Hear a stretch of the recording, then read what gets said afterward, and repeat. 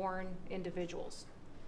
Under your administration, 2.5 Americans have jobs today that they didn't under the previous administration. And they have those jobs because you created opportunities. You made this country safe. You opened up the economy. You enforced the law. Now people can get up and provide for their families and go to work every day and be confident in that. And the last thing I would say is that it's incredibly important to know that every one of those illegal aliens that has gone home, they were costing us about $8,700 to $9,000 a piece in what they were taking out of our social programs, out of Social Security. You've saved this country billions of dollars, about $15 billion, just in what those illegal aliens were costing us in social programs. I've cut over 450 different contracts at the Department of Homeland Security. We're getting rid of corrupt ones that were not efficient for taxpayers, weren't focused on our mission of keeping us safe. And we've also renegotiated and brought in our biggest vendors and said you have to do better. And we've saved the taxpayers over $13 billion doing that as well. So we're continuing to be accountable with taxpayer dollars, but sir, focused on doing the mission of what you've committed, and that's to keep us safe and to make sure we put Americans first. Great job, and great job on the border. We had millions and millions of people coming in. To think 3 months in a row, zero. Incredible. That's some job. Thank Tom and everybody. And Pete, good job. Not surprised. Thank you very much. Chris, please. Mr. Christie. Sorry about that, Mr. President. Like Secretary Noem, I'm thrilled to be here to work with you on the simple platform you were elected on, which was to bring back the American dream, to bring jobs and opportunity for families across the country and to lower their costs so they can live their lives and expand the choices they have. You led off today talking about gasoline prices. I'll throw in diesel. If you correct for inflation, they're at multi-decade lows. This is a huge expense. This is a huge constraint on people's lives. We should celebrate that. Natural gas has become our main industrial fuel powering factories around the country. Natural gas prices are quite low in this country, and they're lower than in any country in the world. The reason for that is the United States produces 2 times more natural gas than the second largest natural gas producer in the world, and 4 times more natural gas than the number 3 and number 4 producers in the world. So you've opened up American opportunity and energy together with the work of Secretary Burgum, Administrator Zeldin, Secretary Lutnick, Secretary Rawlins. You know, we've made it easy to produce energy in America again, and those benefits are flowing. I could go on about this stuff forever, but let me talk about one specific area of energy, electricity. That's in the front of people's minds. When the day you were inaugurated, we get hold of all the data, and we can look at the resource plans of utilities across the country. What you inherited when you arrived was a plan over the next 5 years to close 100 gigawatts of reliable electric generation. So that's 100 large power plants. Now that was offset with a plan to build 22 gigawatts of reliable electricity generation. Their plan was to close more than 4 times as much electricity generating capacity as they were going to build in that 5-year period. How do we lead the world in artificial intelligence if we're shrinking our supply of reliable electricity? How do we reshore steel and aluminum and automobiles and semiconductors and all those jobs Americans want back in our country when we're degrading and shrinking our energy system? We were going to hand that leadership to China in artificial intelligence, not just to our economic loss, but to our huge national security loss. Your team around this table, and almost everyone around this table is involved in it, is just to completely pivot dramatically. We're stopping the closure of all these plants way before their retirement date. Some plants get to their end of life. That's a small percent of the planned closures. Most of those were just political nonsense at the cost to American taxpayers. So we have rapid new construction of power plants in the United States. We're doing everything we can with suppliers. who build the equipment for these power plants. They've got to build their factories bigger to build power plants in America. People thought those days were past. We weren't going to build big things in America anymore. We're just going to keep sending it over to Asia and overseas and just buy other people's stuff. Totally nuts economically, totally nuts for national security, and of course crushing for working Americans, particularly Americans that work with their hands. But we are seeing a revitalization of those people, of that optimism. You showed that picture of that plant being built in Arkansas, dozens of those under constructions, just in artificial intelligence. But the reshoring of steel, of aluminum, of plastics, of fertilizer, semiconductors, like this, America's the land of opportunity. How did we get to become this awesome nation? Because we believed in the American dream and we leaned in on it. But the wealthy in our country and the coastal elites that live away from where stuff's actually made, they just lost their way, and politicians just let them have it. Your tireless campaign and your relentless messaging made people realize the American dream isn't dead.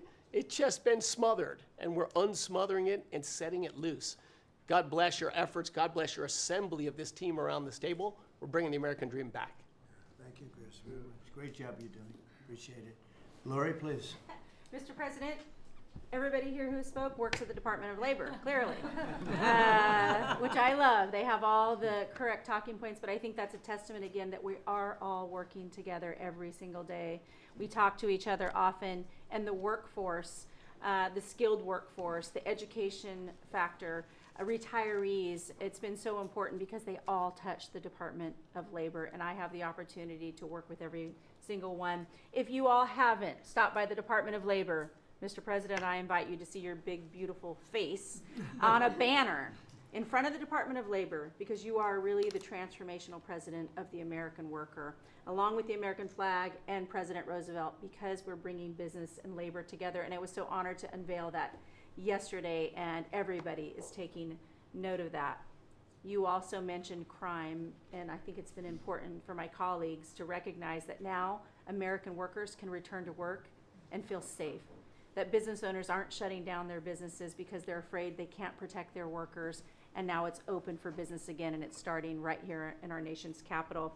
Many things have been mentioned about consumer confidence up, unemployment is holding steady, and more than 2 million net jobs for native-born Americans has been key under your leadership. 84% of the workforce and jobs has been produced by the private sector. I think that was the mission of this administration and the Department of Labor. And I will continue to say for a little bit longer, until I heard you today, the One Big Beautiful Bill, because it equals one big beautiful workforce.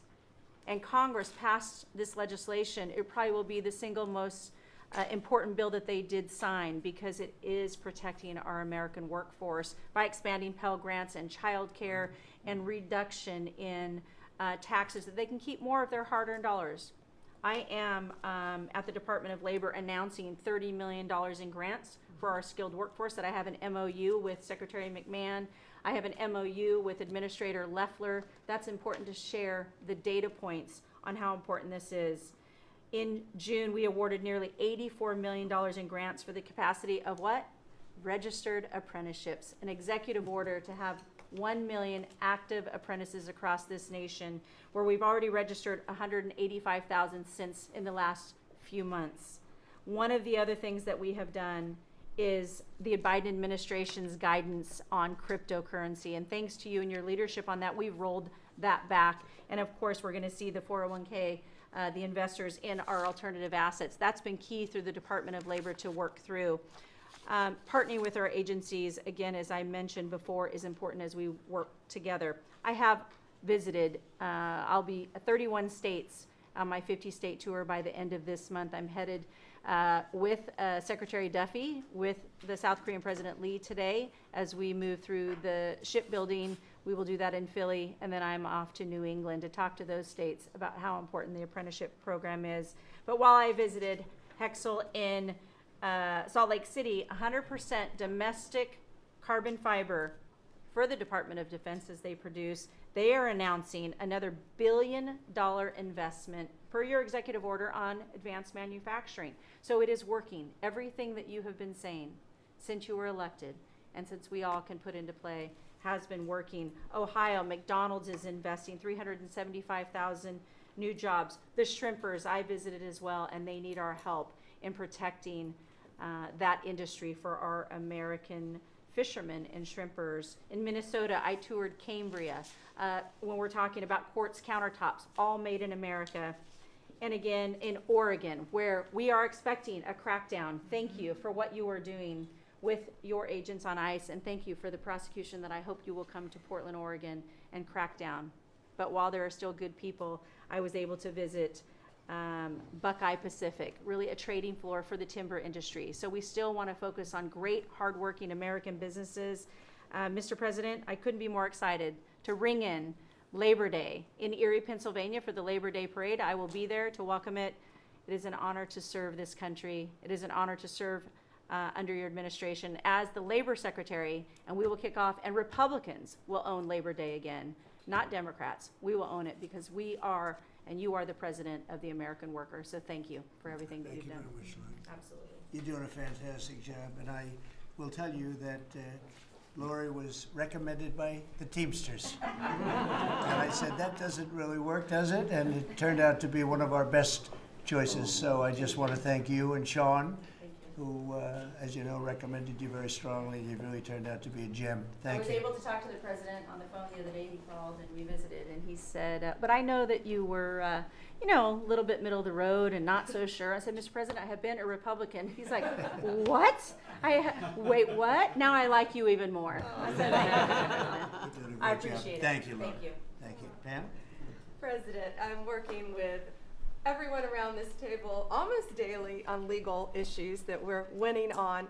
But today, because it's Labor Day, President Trump, if I could focus on public safety. Not only domestic, but from our foreign adversaries.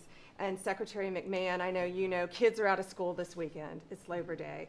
And Secretary Duffy, you know, our highways are going to be packed with travelers coming to not only our nation's capital, but all over this country. We're also going to have boaters, Secretary Duffy, right, on our waterways. It is illegal to be under the influence and on a boat. So get a designated boater if you're out on our waterways, whether it's the Potomac or the Gulf of America or the Pacific. Wherever you're out this weekend, people need to be safe. And on an international level, Secretary Rubio, thank you for all your help on everything we're doing, and everyone around this room. But yesterday, there was a big, big win. El Mayo pled guilty, and he was the co-founder of Sinaloa Cartel with El Chapo. And there's even a Narcos Netflix series about these guys. Well, now we know the ending. He's going to die in an American prison. They are one of the worst, El Chapo and El Mayo, some of the worst narco traffickers in our world. And he will spend life in prison now. And that's so important because those guys and others throughout this country, throughout this world, have brought into our country drugs, cocaine, heroin, fentanyl, methamphetamines that's killing our kids. And we have to stop that. And that's what you've been doing not only in DC, but around the country at your leadership. And over the weekend, parents need to know, with kids out of school, with people out on our highways and on our waters, do not take a pill from anyone you know, don't know. Do not buy anything on the street. It could be laced with something toxic. We've seen so many fentanyl overdoses. And when you were here in DC, we showed you pictures of some of the drugs that had been seized right here in DC. President, they were packaged for children. Packaged for children. And people are dying from these around our country. So thank you, President Trump, for your leadership and for letting Americans know that it's now a safe place to go. But parents also have to know, college kids have to know, to be vigilant and not take this trash. Because you could be thinking you're taking a Xanax, an Adderall, anything, and it could be laced with something very lethal. It's a great message. Thank you, President. Great Trump. message, Thank and you, you've been fantastic this last 12 days in DC. The job you and your whole group has done is, All of us. everyone's talking about it all over the world. I hate to have to talk about that, but we have to. It's becoming a very safe place again, and the work, I've seen how hard you worked from the beginning in all fairness, but this focus on DC is so important for the country, so Great job. And to everybody. And Great job. President, it's a team around. We're all working hand in hand, side by side, all of our agencies together to make America safe and DC safe. And Iris, congratulations on your baby, and I'm so glad that you're safe now. Thank you, Pam, very much. Great. Mr. VP, would you like to say something? Yes, sir. I'll be brief, but I want to congratulate you and the entire team on all the things that have been accomplished. You'll hear about a lot of it. You've already heard some of it, but I thought it would be helpful, Mr. President, just to take stock, not just of what we've accomplished, what we will accomplish, but of the mess that we inherited, because I think it makes this first Labor Day a bigger and more special occasion. You heard, I think, Christie talk about this, that all of the net job growth under the Biden administration had gone to the foreign-born. Now that net job growth is going to American citizens who deserve opportunity in their own country. That's a great accomplishment. You'll hear, I'm sure, Scott talk about the success with tariffs. People forget that we inherited the largest peacetime deficit in the history of the United States of America. And now, because the president is not letting foreign countries take advantage of us, we're collecting hundreds of billions of dollars, trillions of dollars over 10 years in tariffs from countries and companies that were formerly taking advantage of the American people.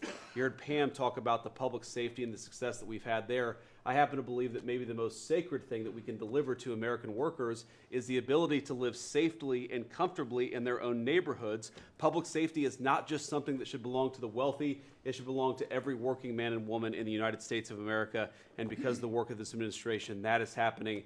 And of course, Mr. President, you yourself talked about the inflation mess that we inherited under the Biden administration. Maybe the most striking and even shocking statistic of the Biden administration is that housing costs had gone up by 100% over the 4 years of the Biden administration, literally doubled, making the American dream of homeownership unaffordable. We've made great strides and great progress already, but to the American people who are listening, there's a lot more to do. We're going to keep on working hard at it, but it's an honor to do this job under the president's leadership and with this very great team that you've assembled. So we've done a lot, but there's a lot more work to do, and we're very cognizant of it. Thank you, sir. Great job. Thank you, Jim. Scott? Good. Sir, as we've said very often, economic security is national security, and our country has never been so secure thanks to you. You have brought us back from the edge.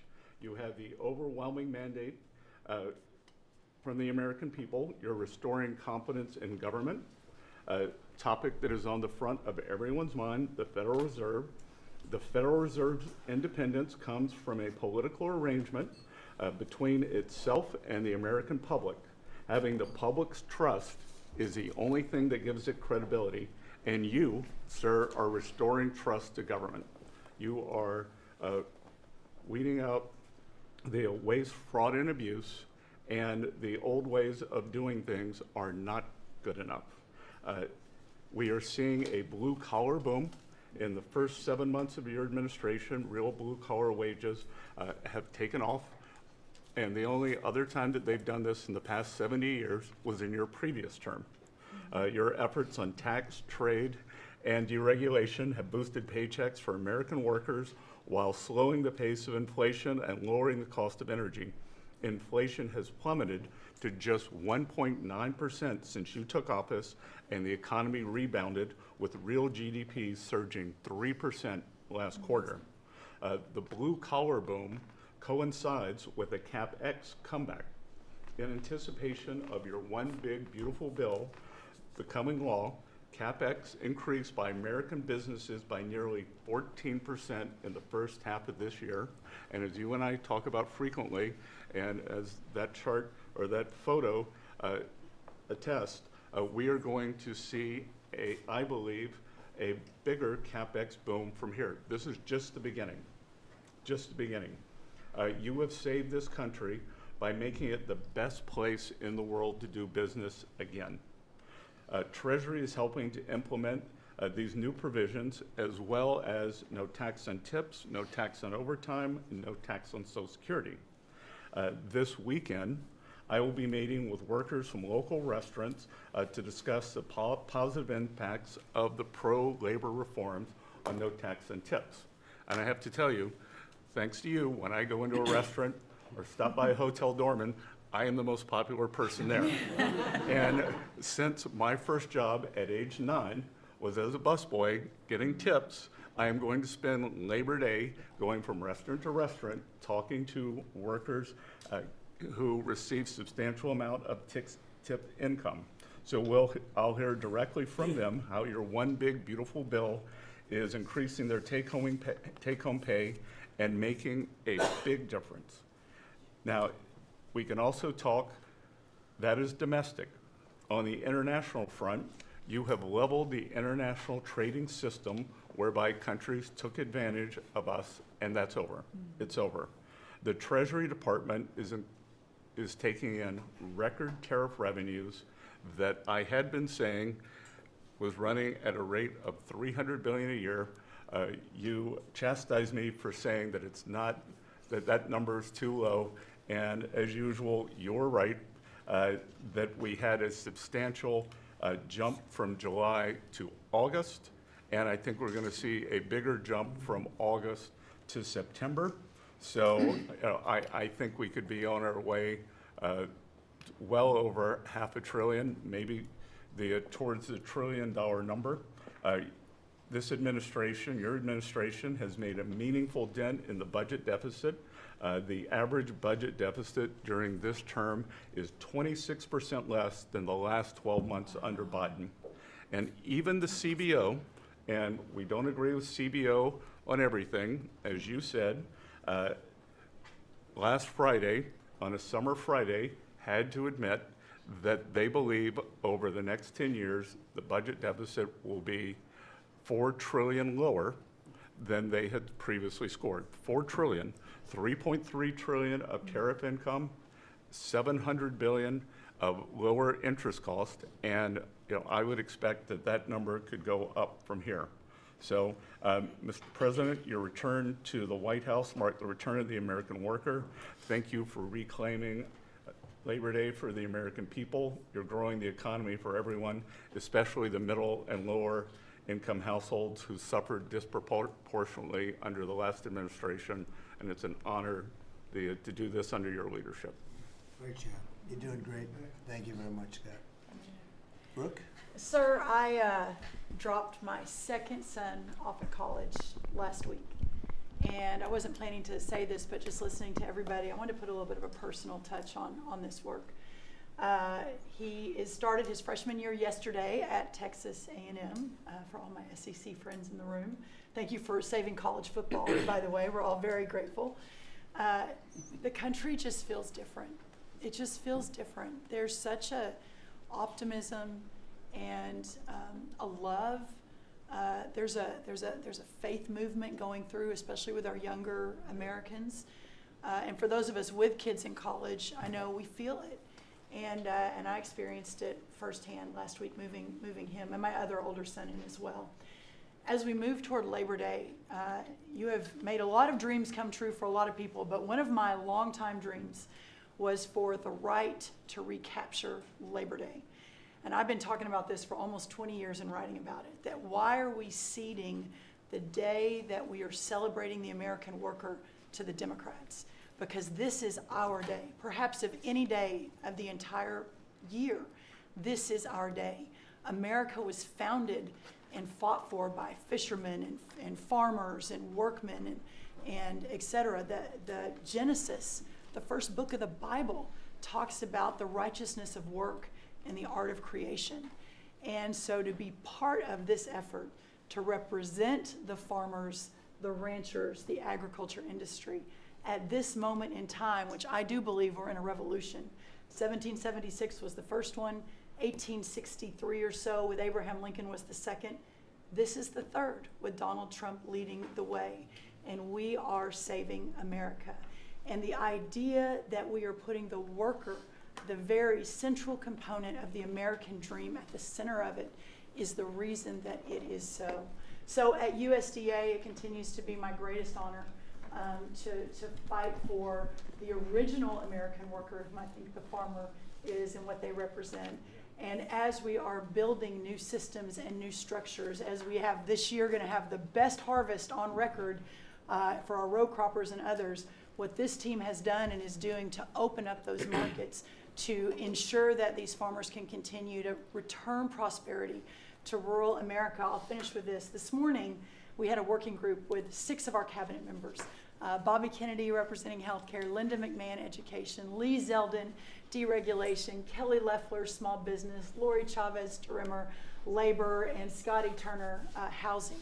And how you leading the way in your vision, how that will return the golden age to rural America, to the very fabric of our country. And whether it's better hospitals, better education, more opportunity, less government, better and bigger small businesses, better opportunities for our workers, and better housing, and of course the agriculture piece of that, through the big, beautiful bill, what it did, the greatest investment in rural America in history. And now the opportunity to effectuate that is, again, a game changer, a country saver, and what a joy to be able to do it under your leadership. So thank you, sir. Thank you. Beautifully stated. Thank you very much. Scott? Yes, sir. Thank you, Mr. President.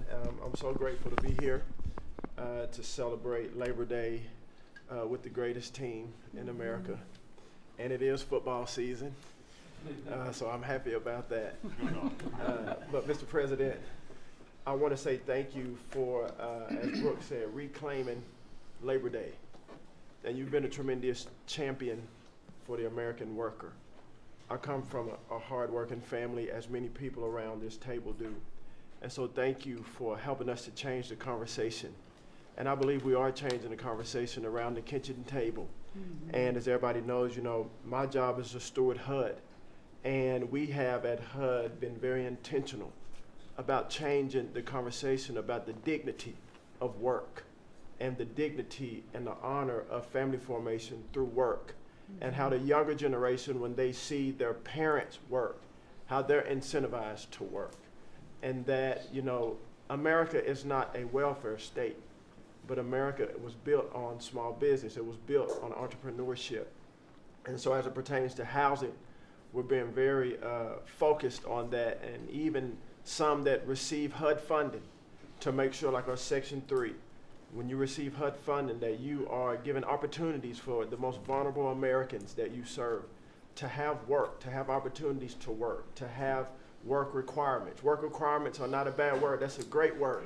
Time limits is a great word, to incentivize people, able-bodied, able-minded people to work. And I believe that we are, under your leadership, sir, changing that conversation in America to where working is an honorable thing. And Secretary Wright talked about revitalization. Revitalization means to bring new life. And I believe we're bringing new life to America, Mr. President, through work and through all the jobs that people are doing around this table. And with the One Big Beautiful Bill, the most extensive tax break in American history, opportunity zones are now made permanent. And you know how passionate I am, and you are too, sir, about opportunity zones. And so this will allow us to continue to build affordable housing around our country. And Mr. Vice President, I'm coming your way. I'm coming to Columbus later this week and to see how we can continue to build affordable housing in our country with opportunity zones. And you know, 1 million people, Mr. President, were lifted out of poverty because of opportunity zones. $90 billion of private money was invested in opportunity zones, urban, tribal, and rural. And now that they've been made permanent, we're looking for millions more to be lifted out of poverty, $100 billion to be invested, hundreds of thousands of jobs to be created, hundreds of thousands of units of housing to come online. And so, sir, I sit here very excited about the future of this country. I'm very proud to be at this table, humbled to do so. And HUD, we're on a good path. So thank you for all your support and helping us, sir. Okay, God bless you. And I want to give credit to Tim Scott, great senator from a place called South Carolina that we love, right? And Tim really came up with opportunity zones, and we did a good job of working with him, and together we created something that nobody speaks of very much, but it's probably the most successful thing that's ever been done of its kind. It's been amazing. So Tim Scott deserves a lot of credit for that. Okay? Thank you. Thank you. So Russell, go ahead. Thank you, Mr. President. And I get the opportunity to go hand by hand with all of these people as they move their deregs through the Office of Management and Budget. And I wanted to zoom out for a second. In the first term, you gave us a goal of 2 for 1. And then we outperformed it through your leadership. We came in at around 5.5, 6 for 1. And then as you're running for your second term, you put out a goal that when you put it out, I was thinking to myself, that's going to be a pretty ambitious goal. You said 10 for 1. Well, where we are right now, in just 1 month, in 1 year, basically 8 months, we are at 245 deregulatory initiatives planned by these agencies. That comes out to 30 for 1. So we are making incredible strides, and as you're focused on the details of each one, I mean, these aren't small things. Endangerment finding is one of the most deregulatory things in the history of this country. NEPA reform, incredibly deregulatory. WOTUS just came in, which is Waters of the United States. So every single one of these agencies is doing incredible work when it comes to deregulatory, and we add that to the work being done to get us going on energy, reduce spending. We're going to lower costs for the American people. We're going to be able to have innovative jobs and get them back to work. So thank you for your leadership, Mr. President. Thank you. Great job, Russell. Appreciate it. John? Central casting, I call him. He's central casting. Well, Mr. President, I'm grateful to be with everyone today as we're talking about jobs and workforce. At CIA, consistent with your directives to all of us, we've embraced your mantra for a leaner, more effective, more efficient workforce. But at CIA, Mr. President, we had an additional challenge because, as you know, at times, our workforce had been misdirected. Its focus put on political narratives, some that even worked against you and always worked against the American people. I heard about that. But under your leadership and your direction, we have been focused back on the core mission of what CIA is supposed to be doing, which is to provide you and this entire incredible team around the table with a decisive strategic advantage in accomplishing your goals. And your success in that regard, the examples are clear and many. With regard to Iran, everyone knows that our DoD partners executed that mission flawlessly. But flawless military operations are subject to flawless intelligence. And as you know, Mr. President, CIA was the backbone in terms of its intelligence operations in providing that flawless execution that allowed you and your team to obliterate Iranian nuclear facilities and set back a nuclear program by years. Likewise, with regard to your ability to prevent and to preempt wars between India and Pakistan, between Armenia and Azerbaijan, between Rwanda and the Democratic Republic of Congo, in all those cases, CIA intelligence supported you and your entire team in making that possible. It's not just you, it's folks around this table, Secretary Bessent, Secretary Luckman, Trade Representative Greer, and their great successful negotiations on trade and tariffs. Again, it was a CIA workforce working to enable them to accomplish your goals. So as we roll into Labor Day, I tell you that the CIA workforce at the Trump CIA is grateful to be focused on what it's supposed to be, which is helping you prevent and end wars and to make America safer. Thank you very much. You've been really fantastic, but I'm not surprised. I've known John a long time. I'm not surprised at all. Thank you very much. Steve, please. Mr. President, working for this government, for you, is the greatest honor of my life. I tell it to everybody, and I really do feel that way, and I thank you, because it's a privilege to go out there and represent you in your humanitarian effort, in your goals of solving conflicts all over the world. I think there were actually more than 7 conflicts that you've put to bed in the last 8 months. And I hear these, I travel all over the world. In Hostage Square, they talk about you reverentially. It's really quite amazing. I sometimes wish that I had a cam recorder with me and I could put you right there as I listen to it. I was in Gaza, the first American diplomat. On your behalf, and as we delivered food and aid pursuant to your new aid initiative, pushed forth by your great Secretary of State, Marco Rubio, who it is a privilege for me to work alongside. The people were applauding you. The signs were up. I mean, these are people who I just don't think you get the proper credit for it all. we are negotiating multiple entries into the Abraham Peace Accords because of your vision. Azerbaijan, all these different conflicts that we're out there on your behalf on, these are people who have never really seen the world change in this way. Peace through strength really, really works.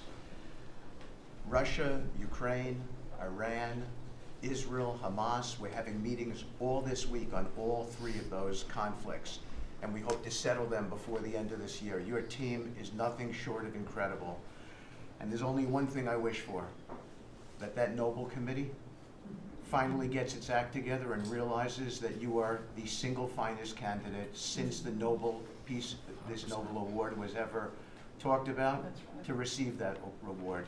Beyond your success is game-changing out in the world today, and I hope everybody one day wakes up and realizes that. Amen. Well said.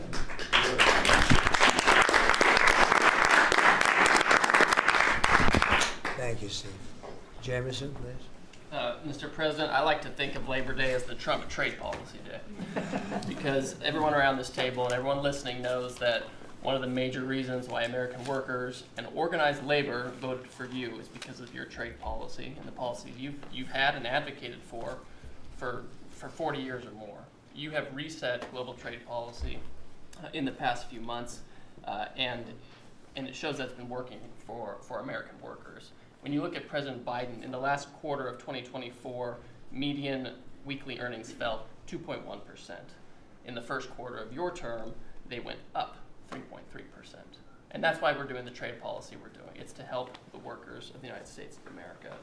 And they're the best in the world, but they can't do it without a level playing field. And you have flipped the script. For many years, the other countries had high tariffs and high non-tariff barriers, while we were open to all of their labor and services and goods and capital. You flipped it. Now we have the tariffs, and they have lowered theirs and the non-tariff barriers. And we couldn't have done it without you and the leverage you've created. So between the tariffs and the deals, the hot streak continues for the workers of America. So thank you. Thank you very much. Really good job, by the way. He's a good negotiator. Good negotiator. Thank you. Please. Yeah. Well, Mr. President, I feel like, as everybody here has talked about how great working with this team is and all, but I do feel a special need that you've given me the privilege of working with the best of America. I get to take care of the veterans. I get to take care of the veterans who Labor Day really finds its roots in, if you think about it. We wouldn't have Labor Day if it wasn't for men and women who would leave their jobs and go fight this nation's battles to keep us free and independent so that they would have jobs to come home to.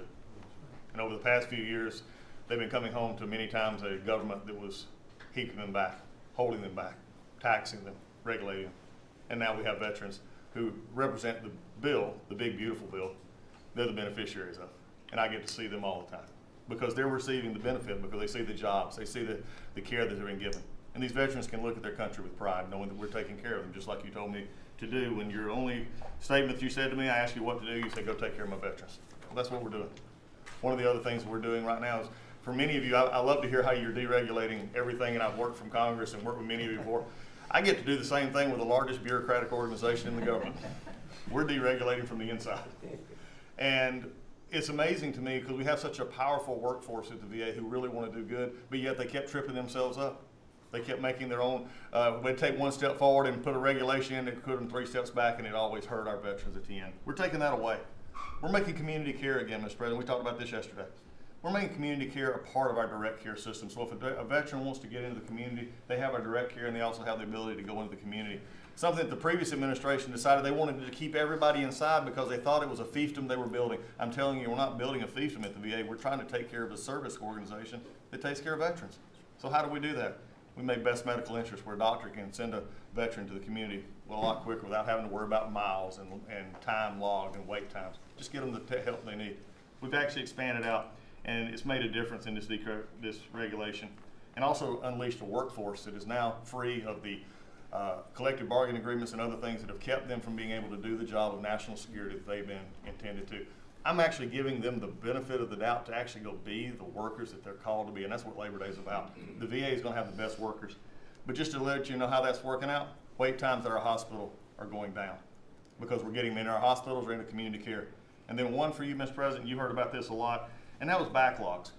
At the backlog when I first came in, and I've said this before, in February we had over 260,000 backlog. That means over 125 days of not getting an answer.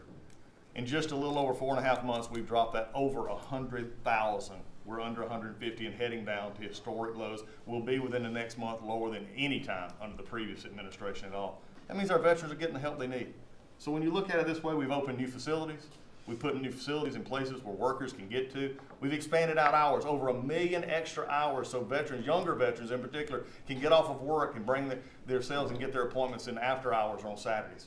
That's what it means to be in the Trump administration. That's what it means to take care of veterans. That's what it means for Labor Day. Because you can't forget the ones who fought for us to be on this table today. And it's all because of what you've done and the progress that we've made. Well, you've done a tremendous job, and I hear it all the time. We have a 93% approval rating at the VA now. And you know what it was before? It was like horrible. Yes. So thank you very much. Mr. President, there's been some conversation about the Pete and Bobby challenge. I would just note that I don't think Pete or Bobby could hold these sticks for 2.5 hours. Exactly. If they want that to be the challenge, so be it. But I think 50 pull-ups and 100 push-ups might be You know, it easy is compared to impressive. it. It Really is. They are We didn't have this problem with Biden. They're not It was shaking. in and out very quickly. So kudos on Labor Day to the audio team that's holding the sticks. But Mr. President, it's pretty great to celebrate Labor Day with a builder who loves labor, who loves the men and women who have built this country, the people that sweat, that have great skills, they have grit. They do the dirty jobs of America that have made this country great, and you know them very well because you have worked with them. The great Trump projects have come from the very men and women we're going into this weekend to celebrate. We all want to claim Labor Day in our departments, but I'm going to claim this at DOT because, you know, roads, bridges, pipelines, shipbuilding, rail, passenger, and freight all fall under the great men and women who wear boots and make this country wonderful. And at DOT, we don't want to have the Congress spend money. We want to take the money that Congress gives us and actually deploy it and put these men and women to work building the great projects of this country. That you said, the big, beautiful projects that connect this country. And that's why we have got rid of the DEI. We've got rid of the green.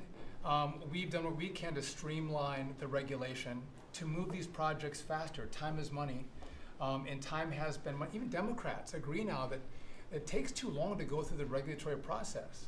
So we're going to move these projects faster, putting the great American worker back to work. I want to make a quick comment. We've all probably talked about this horrific accident in Florida, and I appreciate the help of Christy and Marco on this very issue. But in May, we said, listen, it's a safety issue if you can't proficiently speak the English language. And we gave states a little over a month to comply.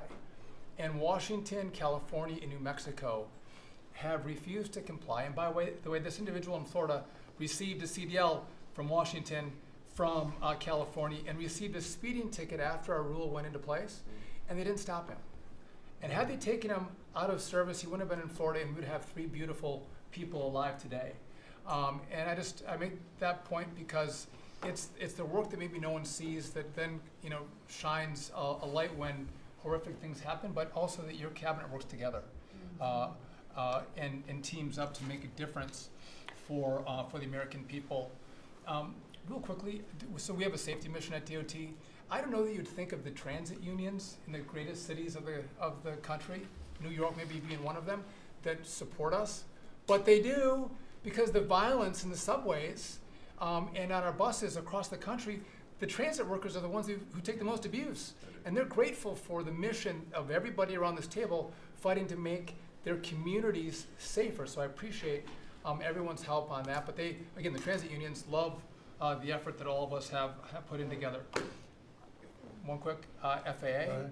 We are about to put out a request for proposals for a big, beautiful bill. We got build.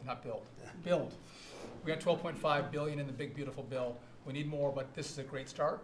I expect the middle to the later part of July, we'll be through the process to bring the proposed integrators to you for selection, so we're looking forward to that. we will have the most, I'm learning from you, this is going to be the greatest contract ever crafted in the federal government for this build for air traffic control. Really, it's innovative, and we have unique tools at FAA. It's going to be a great contract. Bobby left me out of the windmill conversation, Bobby, but so there was a study done in the last administration that said if you build windmills 1.2 miles, within 1.2 miles from a roadway, it can mess up the automation and technology on a car. Same thing 1.2 miles from rail. The last administration buried that report, Mr. President. And so now what we've said is, what we're going to do is say, listen, I'm sorry, it is a safety risk to build windmills this close to roads. By the way, they want to build them by roads and by rail. We're going to say no more. It is a safety risk, and we have a report to show that. And just real quick. It's a good idea. That's It's a great. good team effort. I wasn't invited to the party, but I'm still going to throw it to the party. Maybe next time, Bobby. One last thing, we have this Mars to Moon mission at NASA. No, Moon to Mars mission. Sorry about that. But sometimes people think that space doesn't matter to them. But if you look at every rocket that's launched, the machinists, the truck drivers, the electricians, the welders that build these rockets, in the industry that has developed over the course of the last 10 years in space, it's truly remarkable. It's not just rich guys sending up rockets in partnership with NASA. There's a whole industry of working men and women who we celebrate this weekend that build, refurbish, design the rockets that are making America the leader in space. So thank you for your leadership, and happy to celebrate this weekend with you, Mr. President. Really great.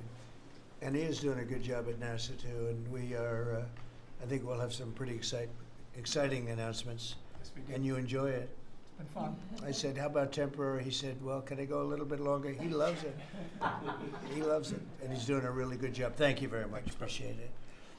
Howard, please. So, making America great again is one of the key statements, and people don't always understand what you mean. So, we always talk about 1870 to 1913, but in the mid-1980s, America owned more of the rest of the world than they owned of us. We owned $140 billion of the rest of the world net of what they owned of us. And when you came into office this time, the rest of the world owned $24 trillion more of our assets than we owned of theirs. And so when people argue with you about, the trade deficit is nothing, the trade deficit sends 1.2 trillion of our dollars to them. And what do they do with it? They buy the great America. Because when we learned in college, what we learned was that if you keep printing these dollars, they're supposed to devalue. But the problem is we're too smart. We invented the light bulb, the transistor, the GPU, so they keep buying us. And the only president ever to understand it, and you understood it in the 80s and the 90s, and I used to see you on TV and you'd say, God, what are these people doing? And finally we've changed it. So let's go over what we changed. So Japan and Korea, they're never going to open their markets to us. So we've negotiated $900 billion that they're giving you to invest in national and economic security in America. The European Union, the second largest economy, $20 trillion. And all the experts said, you'd never get a deal done with them. And watching you in Scotland was my favorite thing, right? 15%, they'll pay us 15%, and we will pay zero. So we can export to their $20 trillion economy, and they can pay to come to the great American consumer, right? So, a couple of other things. 4 days before you took office, the Commerce Department, which had the CHIPS money, they set up this thing called NatCast, which was a make-believe not-for-profit. And they signed contracts to wire them $7.4 billion. This was just nonsense. So we stopped the payment. We've got the money. It's an illegal thing to try to set up a department that's not the Department of Commerce, that kind of acts like the Department of Commerce. And what was it filled with? All these people who work for the Biden administration. I mean, it's exact corruption that you talk about. $7.4 billion now clawed back. Last week was the most fun. In 1 week, Intel came in, right? The Biden administration had given $11 billion to Intel, given it to them, done. Corporate just gift. And you turn that into really, you know, it was like less than 5 minutes of conversation, and Intel agreed to give us 10% of their company, which of course was worth $11 billion. So it's not socialism. This is capitalism. If you give someone $11 billion, who's just building in America, they're not doing something special, they're building in America. And their CEO told the president he didn't need the grant. And you said, well, then why don't we get something for it? So it's amazing. You're going to watch semiconductors come home, right? We don't produce semiconductors. We've got $165 billion for TSMC, but you're going to watch the whole ecosystem come home because Donald Trump is the only president who understands the magnet to make them come home is one word, which used to be your favorite word. Now it's dropped to number 4, which is tariffs. Right? Tariffs are going to bring semiconductors home. They are going to empower Bobby to execute MFN. Tariffs are going to be one of those tools that he's going to use to do that. We're going to do it for furniture. We're getting autos. We got steel, aluminum. I mean, it has been a blast, a blast. So 2 more things. The Department of Commerce is going to start issuing its statistics on the blockchain because you are the crypto president.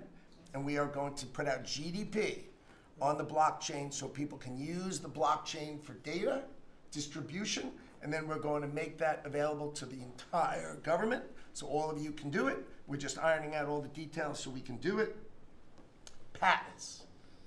We have given tens, if not hundreds of billions of dollars to universities for them to do research, and they invent things. And you know who owns those patents? The universities.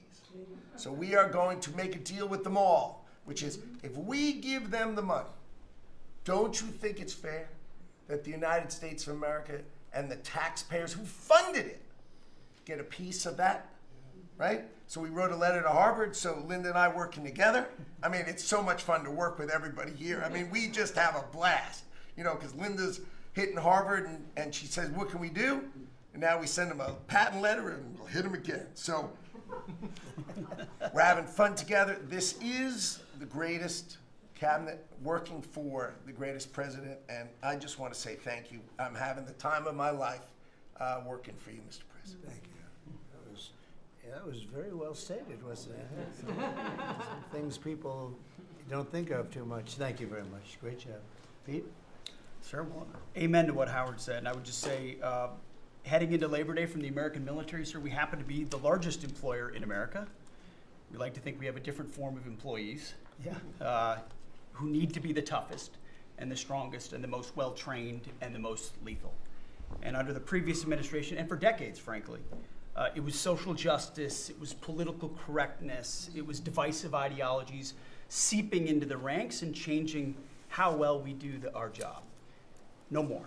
Now it is only merit-based, gender-neutral, colorblind. The best of the best from the top to the bottom. That's our expectation. And so you've enabled that. So from the troops directly, which they ask me to say all the time, thank you for your leadership, for your boldness, for your clarity, for common sense, for providing a shield for the rest of us to put America first and to apply peace through strength. We're in the strength business. That's our job, is to stand behind everybody here and alongside John in everything they do to keep the country safe. And the world is noticing. And I wish everybody could. There were 2 meetings yesterday that I think tell the story. One was, because today happens to be the 4-year anniversary of what happened in Abbey Gate in Afghanistan. Mr. President, you had the families in, who you've met with multiple times, who when the cameras were on and not on acknowledged, sir, you were the only one that gave them a proper greeting, that recognized what they gave their sons and daughters in the debacle that was the withdrawal in Afghanistan, that we will bring accountability for at the Defense Department through our investigation. That's good. But at the same time, the world sadly took notice, whether it was Israel, whether it was Ukraine. Those wars never would have started if you were president. Instead, they looked at the foolishness of Joe Biden. Under your military, your Pentagon, we are restoring deterrence. whether it's Midnight Hammer and those beautiful B-2s, 37 hours straight, whether it's counter-drug operations in our own hemisphere, whether it's the border, working with Christie and the national security team, whether it's LA, whether it's Washington, D.C., you name it, whether it's Europe. Our allies paying 5%, now our allies in the Indo-Pacific stepping up to do the same. That's a recognition that American leadership is here.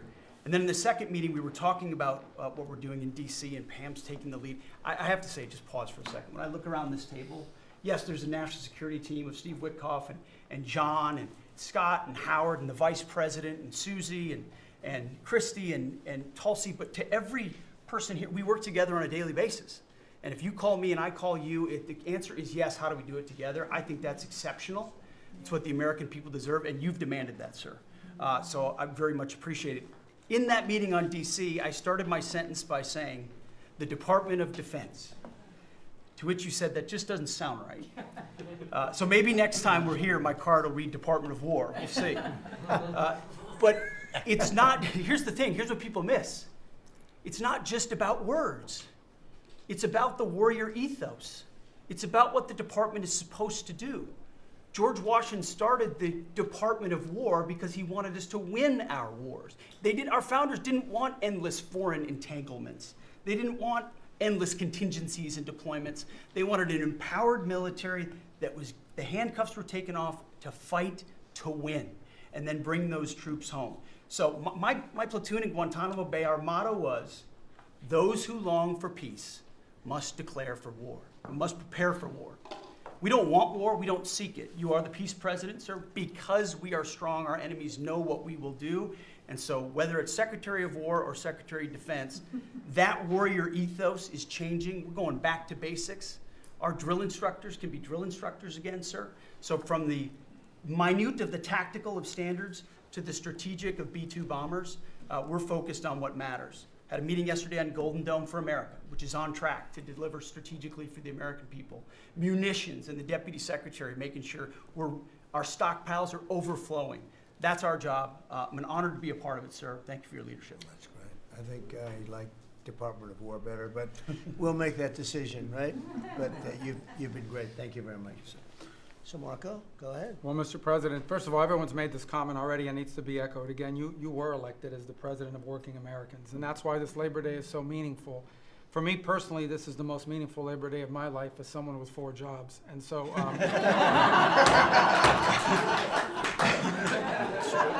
it's true. And but on the point of, you made it very clear from the outset, even in foreign policy, everything we did has to be pro-American. It has to make America stronger or safer or more prosperous. And there's just a few things I want to touch through because it involves your team under your leadership making it happen. The first is, for the first time in the modern era, we are truly on offense against organized cartels that are pumping poison, killer poison, into our cities. And that's a team effort. It's Christie's team, it's Pete's team, it's Pam's team, and obviously it's under your leadership. And by the way, we're getting incredible economic international cooperation. Countries just in the last week, Ecuador, Paraguay, Guyana, Trinidad, today Argentina, all joining us or trying to be helpful in advancing this. And this just, one thing is we're going to stop drugs from coming in and we're having record seizures, but another thing is to build an international coalition against the scourge on the international stage. The second is mass migration, illegal mass migration, which is dangerous for the country but harmful for American workers. What's happening on the border is essential, but it's not just what's happening on the border. And again, Christy and her team have been essential in this. We have countries all over the world that are actually helping us, whether it's through safe third country agreements, whether through it's stopping the migration flow from coming here in the first place. Incredible international cooperation. You've redefined our border. It's no longer just our physical border. We are doing things ahead of time to prevent this from happening and getting cooperations from countries that we've never seen before. And last, I would say, and Steve touched upon this, who, by the way, is doing a phenomenal job. Steve is both a great negotiator and he's also a nice guy, which are two tough things to pull off together. But it's incredible. But we both work for the peacemaker in chief. Think about it, how fortunate we are as Americans to have a president who's made peace a priority. And just since the last time we've met, there was a war going on in Cambodia and Thailand. Between Cambodia and Thailand. The president just picks up the phone and tells them to stop fighting, and within 72 hours, the fighting had stopped. There's no other leader in the world that could have done it. And the fact that you were willing to spend time to do that, and to make it happen is, of course, essential. And then the war that didn't happen because of Azerbaijan and Armenia coming here to sign that peace deal, which is historic in so many countries. You know, many countries said, "I think it's never going to happen. It isn't possible," and it occurred, Mr. President, because of your leadership. And then on a point of personal privilege, I wasn't even going to raise it. I haven't even talked to you about this. It's a little controversial, but I think I need to bring it up at this time of year. This thing about people getting married on Saturdays during college football season is a scourge, Mr. President. It's dividing families. And I don't know if we can have an executive order on this, just saying, but it's really difficult. There's 7 other months of the year that people could get married, so I just wanted to say that because it's very, very difficult. Thank you. Fantastic. Thank you very much. Doug, please. Well, Mr. President, you've heard from around the table how people are grateful to have an opportunity to be part of this team, have an opportunity to work for you, and have an opportunity to serve the American people. And I would say as we head into this Labor Day, the thing that really differentiates you and your leadership and everybody around this table is one word, and that's respect. Because this is a group of people that respect our farmers and ranchers. We respect the people that are in law enforcement. That's a huge change. Respecting the people that are in uniform, respecting our veterans, respecting our the shrimp fishermen. I mean, whoever it is in this country, people that are building our roads. This whole group embodies that sense of respect. And when we start with that, then who benefits? We come up with policies that help those people. And what have you done? You've led an opportunity for us to have the lower taxes, way lower deregulation, record amounts of investment that's coming into this country. We're going to be seeing lower interest rates. All of those things coming together is a gift to the working people. The policies are lifting everybody up. There's 140 million Americans that get up and go every day and drive to work. They commute. And one of the most obscene things of the prior administration was their energy policies was creating a hidden tax on those people. The poorer you were, usually the further you had to drive because you couldn't afford the housing if you were working at a hotel, if you're working in a service industry. We were taxing them. A hidden tax on them was the high cost of energy. You're perhaps one of the only leaders in the world that understood the connection between peace abroad and prosperity at home was directly connected to energy policy. You came in and said, we're going to sell energy to our friends and allies. We're going to bring prosperity at home through policies here by having lower energy prices. And we're going to stop funding wars abroad with energy policies that help their adversaries and hurt us. You said we're going to sell energy to our friends and allies. And with the work that Jameson and Howard and Scott and everyone has done on these trade deals, we're going to have an opportunity to have a renaissance in American energy, selling energy to the world, which is going to help bring peace abroad. But the real key thing, in closing, I want to say is 2 things.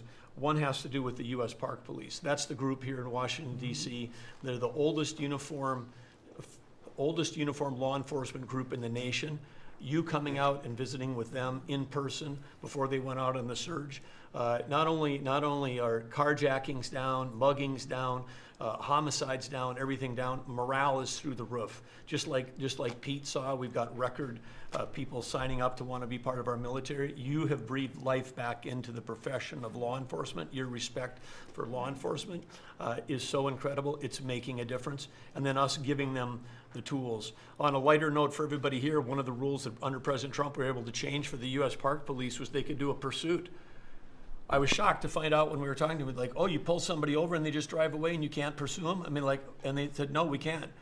They said, all rules. We got that rule changed in 24 hours because of President Trump's leadership. The next night they had so much fun. They pulled people over, they started to take off, they chased them, they stopped them, and then the bad guys, some of these were in cars that had stolen plates.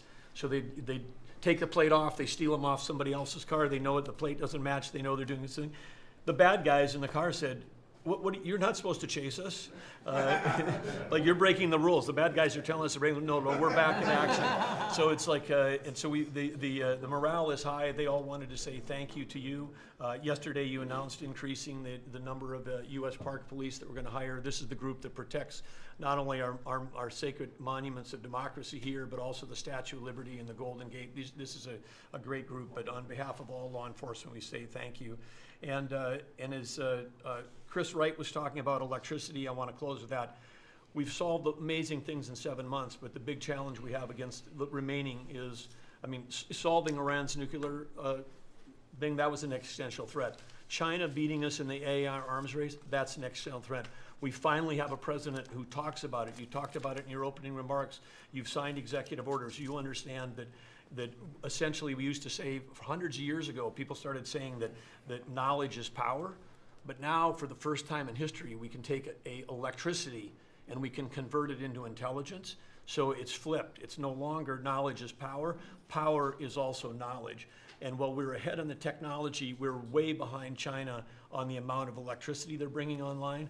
And your strong position to support affordable, reliable energy using our nation's resources, including those across the Department of Interior, bringing back coal mining, bringing back mining, bringing back timber. All the industries that have been killed in this country are coming back to life because of you. And with your leadership, we have a chance to not only win the AI arms race, but actually dominate it the way we're dominating in other things. So thank you, Mr. President. Thank you very much. And we're leading that race right now by a lot. And we're going to keep the electricity coming. You know, in China, they do it very quickly. They have one person that says, do it, and that's it. But essentially, we have one person that says, do it. And we've given that order, and the job they've done has been amazing. And I want to thank again, Lee, what you're doing in that regard is so important. And the rapidity, just as fast as them, because it's a question of a week versus a day, and that's not going to make the difference. But you've done fantastically, and Doug and Chris, amazing job. So we've done this for a little while now. I don't think you've ever seen anything like it, and you know, I think Sean was right. These guys that are holding these up, if you ever try holding your hand out for 2 hours, that's a long time. These are pretty strong characters. You've been doing that a long time, I guess. Congratulations. Are you getting tired? Are you getting tired? I'm looking at these guys. They look like they have no problem. It's amazing, actually. It's, I think they would have beaten you guys in the test. So I want to thank you. If you want, you know, it's been a long time. If you want, we could go in and we can call it a day. No? And feel free then to ask some of the questions here. Look, I believe in very open, you know, we want to be open, above board. We want to be honest with the media. I wish the media was totally honest with us, but I think they're getting better, to be honest with you. And so we'll see. But if you want to take a few questions, you really want to do that. On a serious note, when it comes to Fed Governor Lisa Cook, her lawyer has said that they're going to be filing a lawsuit challenging this legal action. What is your response? Are you prepared for a legal fight? And then a little bit Oh, sure, always. You always have legal fights. Look, I had a legal fight that went on for years with crooked people, with very horrible people, people that have been found out now between John Ratcliffe and Tulsi and Pam, and I mean, the things that we found out, of course. It's a very, very sad group of people. But no, she seems to have had an infraction, and she can't have an infraction, and especially that infraction, because she's in charge of, if you think about it, mortgages, and we need people that are 100% above board, and it doesn't seem like she was. Yeah, please. Mr. President, first, I would love to ask you a serious question, but I have to tell you the biggest pop culture news of the year broke while we were in this cabinet meeting. Travis Kelce and Taylor Swift are engaged, and the world wants your reaction, sir. Well, I wish him a lot of luck. No, I think it's. I think he's a great player. I think he's a great guy, and I think that she's a terrific person. So I wish them a lot of luck. On a serious note, Mr. President, in May, Secretary Rubio said that they were aggressively removing visas of Chinese students. Yesterday, you said you want to allow 600,000 Chinese students to study in the United States. Could you and the Secretary clarify what is the policy on Chinese students in the United States? Well, we think we're, you know, look, we're getting along very well with China. And I'm getting along very well with President Xi. I think it's very insulting to say students can't come here, because they'll go out, they'll start building schools, and they'll be able to survive it. But I like that their students come here. I like that other countries' students come here. And you know what would happen if they didn't? Our college system would go to hell very quickly. You'd have, and it wouldn't be the top colleges. It would be colleges that struggle on the bottom. And you take out 300,000 or 600,000 students out of the system. I like having, and I told this to President Xi, that we're honored to have their students here. Now, with that, we check and we're careful and we see who's there, and Marco wants that. We spoke, we're in the same position. but we have a tremendous college system, the best in the world, nobody even close. That's why China sends them here. And you can call it an industry if you want, but you're talking about millions of people. And I'm honored to have the students from China come here. And we're just getting along very well with China. And it's a different relationship than we had for years, where they took hundreds of billions of dollars, just sucked it right out of our country. They respect us again. I respect them.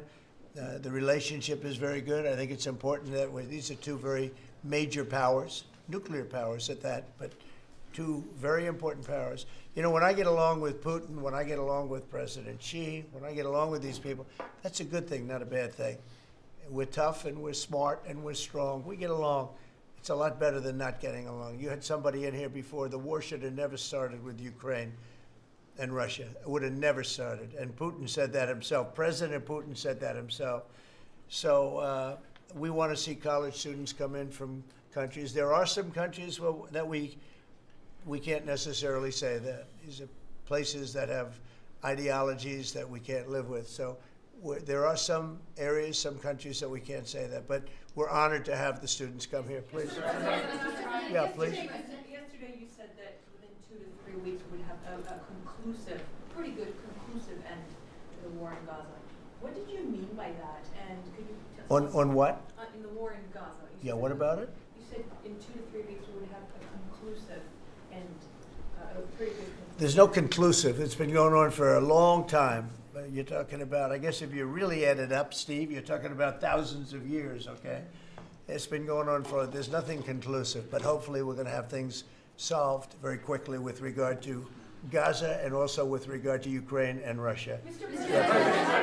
President, who are you considering for the replacement to nominate for Lisa Cook, and what economic background or history are you? Well, we have some very good people for that position, and I think we have some very good people. We're down to, I think I maybe in my own mind have somebody that I like, but I deal with Scott and I deal with Howard, and we're dealing with a lot of people actually that are going to be involved in that decision ultimately. It's a very important decision. As we see, I got a bad recommendation when I went with Jerome Too Late. You know, he's too late. His nickname is Too Late, costing us a lot of money, hurting the housing. Our housing industry is good, but it could be phenomenal. Most of this country, in economic terms, has been phenomenal. We've never seen anything like it. Because of him and his high interest rates, the housing is less than it could be. We're going to get that straightened out very quickly. He gets out very quickly, fortunately. He's been the wrong guy. Not a bad person, I don't think, but I do think he has motives, by the way, but I don't consider him. I've dealt with worse, but he hasn't done the job. The recommendation from a certain person was not a great recommendation. That person vouched for him, but we're doing a very careful study. We'll see what happens. Look, we just put a very good man in one position. We might switch him to the other. It's a longer term and pick somebody else, but we're very happy with the person we have in there. And we'll have a majority very shortly, so that'll be great. Once we have a majority, housing is going to swing and it's going to be great. People are paying too high an interest rate. That's the only problem with housing. We have to get the rates down a little bit. And when we do, it's going to be a tremendous difference. The country is doing so well. It sort of blows through the fact that we have a man who's too late and not doing a very good job. Please, in blue. Mr. President, regarding crime in D.C., something that might help especially ladies is being able to carry. I know you talked about reciprocal carry. Would you like for that to apply here in Washington, D.C.? When you say carry, I assume you're talking about carry what we're talking about, right? In other words, carry a gun. Is that right? Would you like to carry a gun? I would like to, yes, sir. You'd feel a hell of a lot better, right? I absolutely. I agree with you 100%, okay? Okay, great. But I'll tell you, within another couple of weeks, it's hard to believe what's been accomplished in 12 days, but within another couple of weeks, you won't have to carry. You're not going to have to carry. You're going to be safe. People are safe now. The turn has gone fast. I knew it was going to go fast, but this turn has gone really fast. And within a month or two, this is going to be one of the safest places in the country. I have no doubt about it. And we'll do an extension. we'll work with Congress, or I could declare an emergency, but I don't think that's going to be necessary. We'll work with Congress. We're going to be working with Congress. I spoke with our great speaker, and I will be speaking to John Thune, and we're getting tremendous support from Congress, especially maybe here. Everybody wants to see our capital be great. Could say be great again. You know, it's such a beautiful place, but if you have crime, nothing looks beautiful.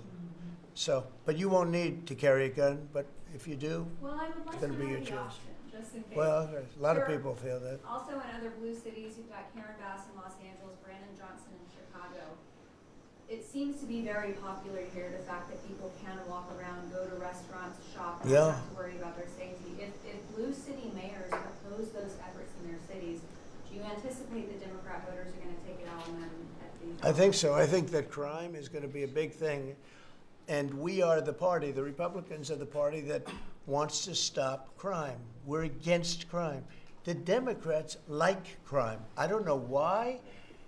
I mean, we talk about common sense. I think I got elected on talking about common sense. The border, we have to have a wall. We don't want transgender for everybody. We don't, as I said before, we don't want to have men playing in women's sports. I mean, you see the difference. Weightlifting. Take a look at weightlifting. Take a look at long distance running, where a runner came in 5 hours and 14 minutes ahead of another runner, both champions. One male, one female. It's not fair. It's demeaning to women. It's so bad. But they have another one, and I think this is the beauty of them all. Crime. They're against crime prevention. You can't do that. You can't do that. And I think to myself, I say, is there some game? You know, they're smart people. Is there anybody that could cheat like that in elections is smart, okay? And there's never been in history anybody that could cheat like that. They're smart. They're brilliant in many ways. I say, is there some trick to this? Where they say, Trump is in Washington, D.C., stopping crime. He's a dictator. And people are being mugged like your brilliant associate here. I don't know how you're alive. I mean, based on that story, you got very lucky. He didn't just go, all he had to do is this, right? And, you know, it's pretty amazing. So we have something. I think we have two things. I think what Bobby was talking about with respect to drug prices is unbeatable. Nobody else could have done it but us. And I think that crime. I think crime will be the big subject of the midterms and will be the big subject of the next election. Think of it. They are, instead of saying, Trump's right about crime, it's really bad in Chicago. You have a guy in Illinois, the governor of Illinois, saying that crime has been much better in Chicago recently, and Trump is a dictator. And most people say, if you call him a dictator, if he stops crime, he can be whatever he wants. I'm not a dictator, by the way, but he can be whatever he wants. I think it's going to be a big subject for the midterms, and I think the Republicans are going to do really well. They called it a trap. This Democrat consultant, they said, he's put him in a trap again, because these are all traps. You know, 80-20, but they're not 80-20. They're almost 100 to nothing, all these issues. But I would say that crime is stronger than men playing in women's sports. I think it's stronger than transgender for everybody. You know, it's transgender for everybody, according to them. It's stronger. Of course, this is a cause of it, open borders. Open borders gave us a lot of this crime. So, you know, so they're sort of on an equal footing, I guess. But crime is going to be a very big subject. And you know what he should do if he was smart? Illinois or New York, if they want, or Gavin Newsom, they should call me and they should say, you know, we've got a problem. You know, we could solve with this team, different players, but work the same way, because you'd leave them here. You don't want to take them out and let it go to hell.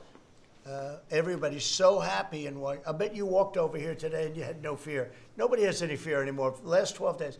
But it would be so smart. Gavin Newsom called me up, say, you know what, we have a big problem. We have the Olympics coming up. We want to do well. We have tremendous problems on crime and other things, and would love some help. Chicago in particular, maybe right now. I mean, it's a disaster. It's a disaster. We could solve their problem in, it's bigger than this, let's say 2 months, okay? Working with their police. I know their police very well. I have a big project in Chicago. I was so proud of it. It's the best site in Chicago. I got it. Nobody else got it. I was happy as hell. That was when I was a real estate guy, and I got it. The Sun Times site, they call it. And I built the building. It's a great building. And I'm so embarrassed when I see the kind of crime stats coming out there. So embarrassed. And if I were a governor, a Democrat governor, or mayor, or anybody having to do, I'd call up President Trump. I'd say, President Trump, we need your help. We saw what you've done in D.C. in a period of 12 days. This is 12 days. We haven't even started. This is going to be so safe. It's going to be the safest place on earth. And we'll do the same thing in Chicago. But I'd like to be asked, as opposed to just going in and doing it. Because, you know, when you go in and do it, then they start screaming, oh, he shouldn't be here. We don't need him. We're doing so well. And then the better we do, they take credit for it. So it's really pretty unfair. Yes, go ahead. Crime, for a lot of victims like myself, a big concern is long-term sustainability. Can you share with the American public about your plan in ensuring that DC is safe in the long term? Longer term, yeah. Well, it's a great question.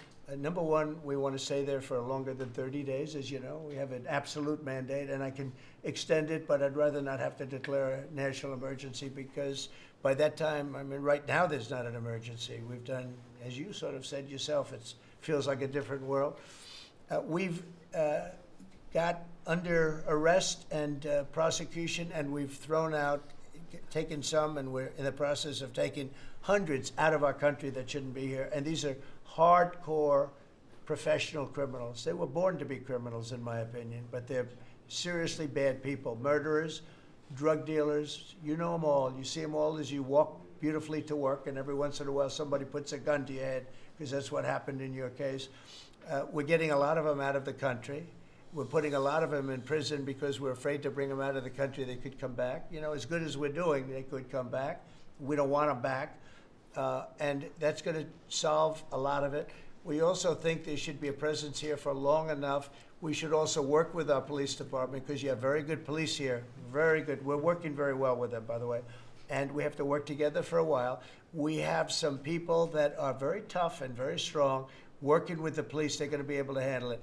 And you know what? If it gets a little bit bad, just a little bit, I'll bring them back in and we'll straighten it out and we'll make it perfect. You're going to be so safe in the city. And you're going to have the city beautified. We're going to be giving out, we're working with Clark, as you know, construction. They're the biggest. They're working with me also. We're building a beautiful ballroom for the White House. They've been after it for 150 years, employs a lot of people.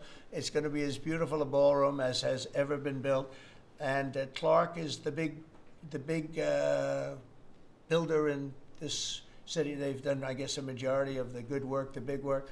And we're working with them on the beautification, the fixing up of the roads, the fixing up of the medians, between the roads, so cars don't wrap into each other. They wrap into, I have one piece sitting on the ground for weeks. This was a year ago when I had to come in, unfortunately, for fake court cases. And I looked at the condition. We have it fixed up a lot right now. You know, the tents are removed and a lot of things have taken place. But I'd come into this city and I'd say, boy, does it look bad. The filth on the roads, the medians were broken and always laying down and nobody would fix them and all of that. Well, we're going to have new medians. We're going to have a nice topping put on the road. We're not going to rip the roads apart and start a construction project that lasts for 2.5 years as they rebuild the road, which they don't have to do. And we're going to have this place so beautiful. That's going to be a part of it.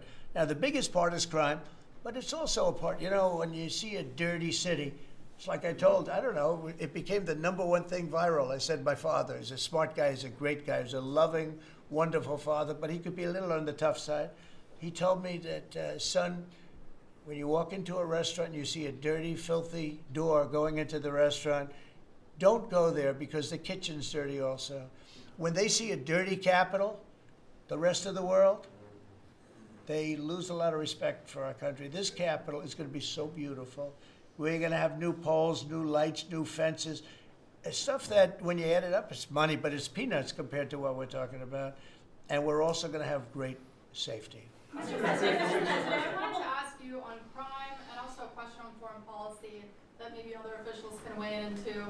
And on crime, Iris shared her story, and you mentioned, you know, about people going to dinner. That was a terrible story. I'm just amazed she's here. When the gun is, Pam, when the gun is put to the head, did they ever capture these people, by the way? I kept calling, but I haven't heard back about this guy. It'd be really great if you could maybe give the information. She's very good at capturing people, you know? She's very good.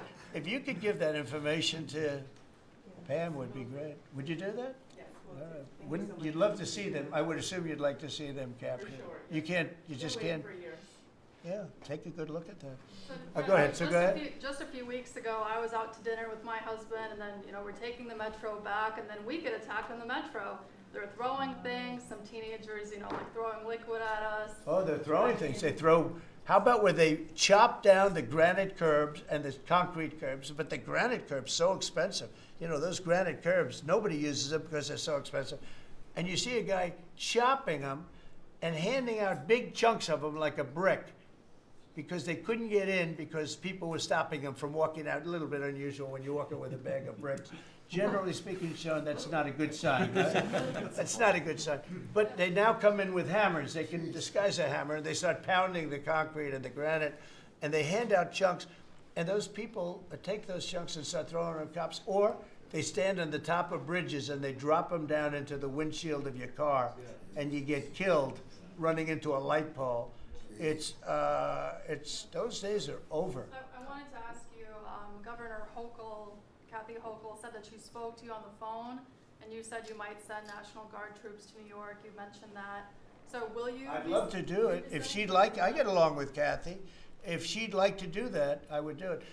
See, look, New York has difficulty like other, and I don't want to make this I want to make this like friendly, but the places we're talking about happen to be virtually all Democrat run.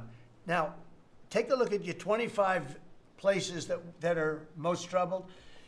Everyone, except maybe one, and it's way back in number 24 or 25, but essentially 25 out of 25 are run by Democrats, and cashless bail was a disaster. When they did that, and I believe it was instituted first in New York, but when they did cashless bail, that was a tragedy for this, because that's when it really started getting bad.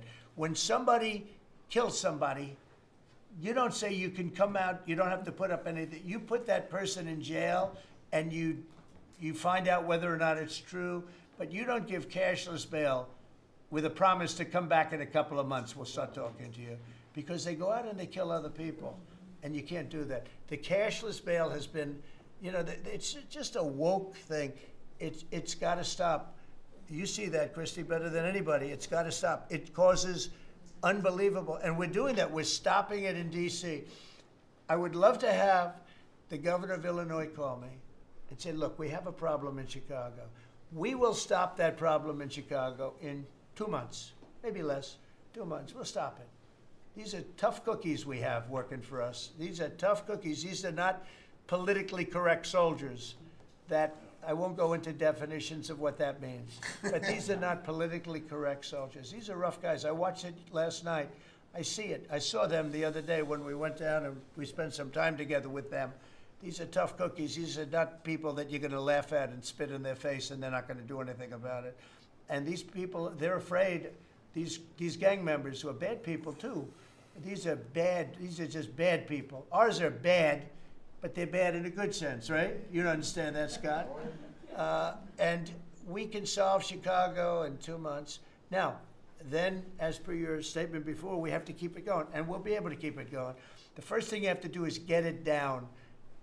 We are very close to being in that position in D.C., and within a month, we will be, within a month from when we started, which is quicker than I thought, you're gonna feel very, very safe. I think you feel very safe right now. But I would love it to have these governors, mayors call me and say, we'd like to invite you into our community because we have a problem and you can handle the problem and we can't. One other thing, sanctuary cities, they should be terminated. They're sanctuary for criminals. They're safety and security for criminals. They are very, very bad. And all of these places have big sanctuary cities, and all they're doing is protecting criminals. Okay. Mr. President, You have spoken out very strongly for a long time about what you see as the weaponization of government. Yeah. Is your administration weaponizing No. government by digging into the mortgage records of officials you don't like? No, they're public. I mean, you can find out those records. You can go check out the records yourself. And you should be doing that job, actually. You wouldn't do that because that's not the kind of reporter you are. But you should be doing that job. I shouldn't have to be doing it. If you did your job properly, we wouldn't have problems like Lisa Cook. Go ahead. You were going to say something? So were you really Go. trying to fire Blue? Lisa Cook if she had voted to lower interest rates? On national Yes. security. I think we and have to have follow- lower interest rates, yes. A follow-up question for you and Madam Attorney General on national security. We've heard from Stephen Miller yesterday in the Oval Office that there are street criminals here in D.C. who are actually found to be doing business with transnational criminal cartels overseas. And we know who they are, and we know who they're doing business with. And we're arresting the people, very strongly arresting, and we're keeping them there because, you know, your laws here make it very difficult. And one of the other laws we're trying to get done, because you have 14-year-old kids that are just as tough as a 25-year-old kid, just as dangerous, and they carry the same gun. And we have to make a provision where they're treated like older people, because these are seriously tough, bad, they're children, but they're criminals, and they're really bad criminals. And they're used by older people because they never get charged because you can't do anything to them. But we are getting that changed, Pam, I hope, because you have 14-year-old kids that are evil, they're sick, and they have to be put away. Something has to be done because you can't have a society where they're allowed to walk the street. You know that better than anybody. Mr. President, on your way to Alaska. I can't believe you're not tired holding that. Look I have at a this. few more questions. How strong are you? How strong are you? Look at him. He's been holding that thing for 3 hours. You're a good fisherman. Well, Go ahead. On the way to Alaska, you had mentioned that there would be severe consequences if Vladimir Putin did not agree to a ceasefire. Yeah. After that summit that was rolled back, given the negotiations, is he back on the clock now? I want to see that deal end. It's very serious what I have in mind if I have to do it, but I want to see it end. I think that in many ways he's there. Sometimes he'll be there and Zelensky won't be there. You know, it's like, who do we have today? I got to get them both at the same time. But I want to have it end. We have economic sanctions. I'm talking about economic, because we're not going to get into a world war. I'll tell you what, in my opinion, if I didn't win this race, Ukraine could have ended up in a world war. We're not going to end up in a world war anymore, but it would have ended up possibly in a world war. That would have been they were ready to trot. But just like India and Pakistan, we're going to end up in a nuclear war if I didn't stop them. You know, it was sort of strange. I saw they were fighting. Then I saw 7 jets were shot down. I said, that's not good. That's a lot of jets, you know. $150 million planes were shot down. A lot of them, 7, maybe more than that. They didn't even report the real number. And I'm talking to a very terrific man, Modi of India. And I say, what's going on with you in Pakistan? Then I'm talking to Pakistan on trade. I said, what's going on with you in India? And the hatred was tremendous. Now, this has been going on for a hell of a long time, like sometimes with different names for hundreds of years. But I said, what's going on? I said, I don't want to make a trade deal. No, we want to make a trade deal. I said, no, I don't want to make a trade deal with you. You're going to have a nuclear war. You guys are going to end up in a nuclear war. And that was very important to them. I said, call me back tomorrow, but we're not going to do any deals with you, or we're going to put tariffs on you that are so high. You were there, Howard, right? Yep. You're going to put tariffs on you that was so high, I don't give a damn. Your head's going to spin. You're not going to end up in a war. Within about 5 hours, it was done. It was done. Now, maybe it starts again. I don't know. I don't think so, but I'll stop it if it does. We can't let these things happen. The Russia-Ukraine situation, last week, 7,012 soldiers, 7,012 soldiers died. They were Russian, they were Ukrainian, they weren't American, so a lot of people would say, what do you care? They're not American. I care. They're 12,000 over the last couple of weeks, over 12,000 people died like in 2 weeks. You know, we're talking about crime where somebody's killed here or somebody. Think of it. You have your son leaving Russia, leaving Ukraine, their little house, wherever they live with their parents. They're waving goodbye, just like our parents would wave goodbye. And they're waving goodbye, son. And then a week later, his head's blown off in a stupid war by a drone, a whole new form of military problem. So, no, I'd like it to stop. I want to get it to stop. And it will not be a world war, but it'll be an economic war. And an economic war is going to be bad. And it's going to be bad for Russia, and I don't want that. Now, I have to also see, because not everybody, you know, Zelensky's not exactly innocent either, okay? You know, it takes two people to tango. And I say it all the time.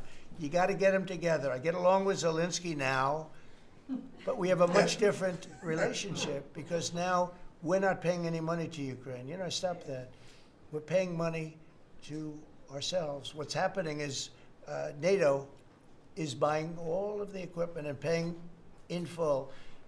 But even with that, forget about that. I want to get it stopped because it's a lot of lives that are being lost. Every week it's 7,000, 5,000, 6,000. I get the reports and I see battlefields. I'd rather not see them. And you know, you read about Gettysburg. You read about Gettysburg and you see, you know, those 600,000 people, but in that war in particular was really bad, like 150,000 or something, just dead body. I'm seeing the same. I see pictures. I see satellite pictures of heads over here, arms over here, legs over here. And this is like a modern age. It's no different than the worst wars that I've ever seen. And if I can stop it because I have a certain power or a certain relationship, I had a very good relationship with President Putin. Very, very good. That's a positive thing again.